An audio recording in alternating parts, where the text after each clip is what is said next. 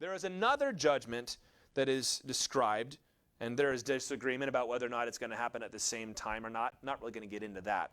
But we are given what our standard of judgment will be for Christians in the Bible.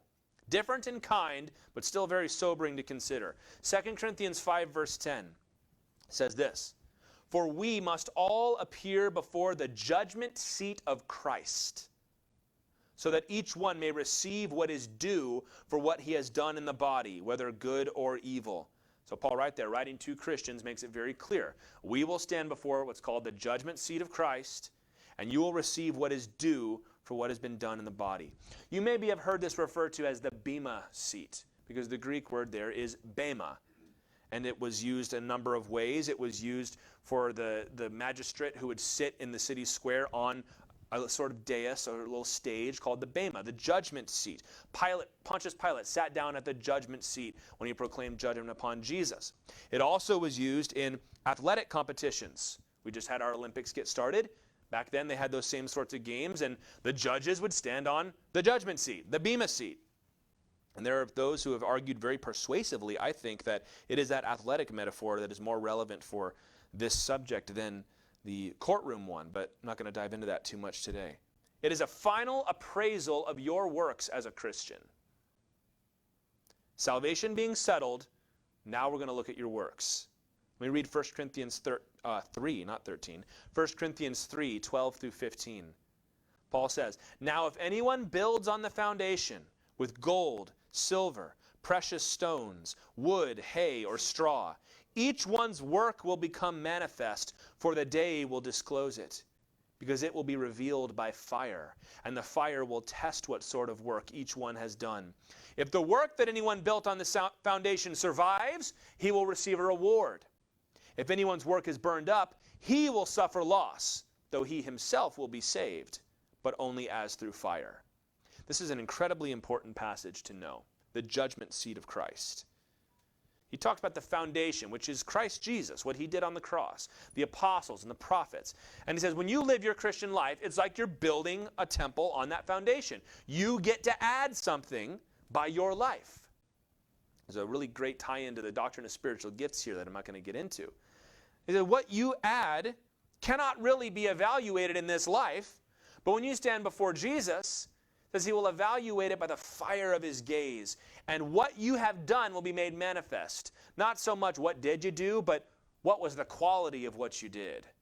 Because for some, it's going to be gold, silver, precious stones. You heat up gold, you just get more pure gold.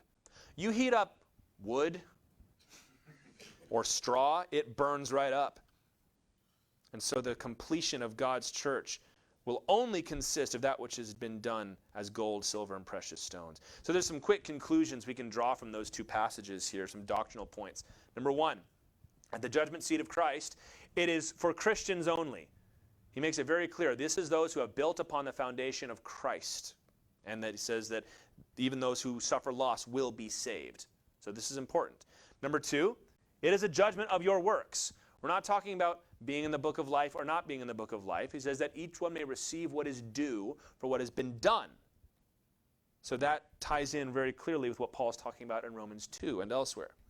Number three, it judges the eternal value. That's what's being judged.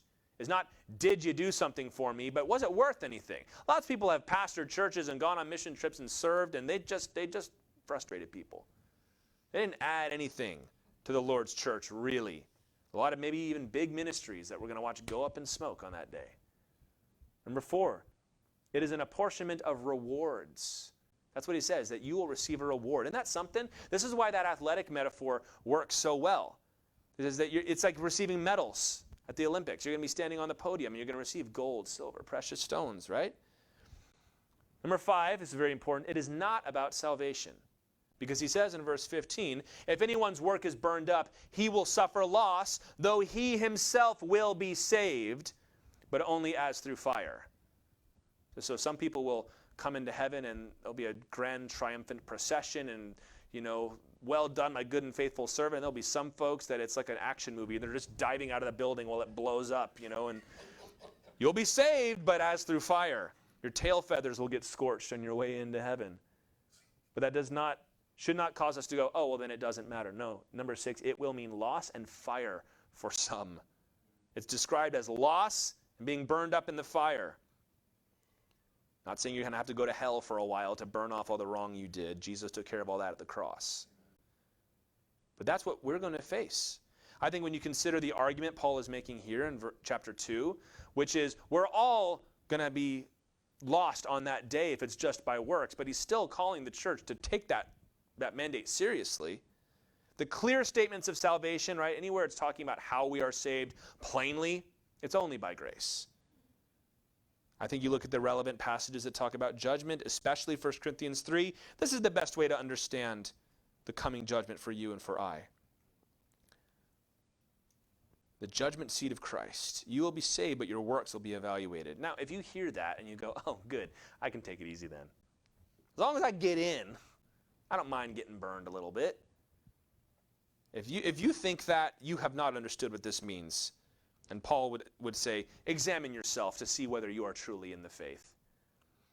Imagine everything you have ever lived and ever worked for burning away before your very eyes, while the rest of us enter into the kingdom in splendor and glory with Jesus Christ. That's a horrible thing to consider. For me, to think that I go through my whole life and all this pain and all this struggle and all this self-discipline and all the ups and downs, and I come to the very end of my life and I close my eyes and I get to go stand before Jesus and he goes, you get to come in, but nothing you ever did is worth anything. What a horrible thought. Maybe that's the final tear that Jesus is going to wipe away from our eyes. When you consider that nothing counted.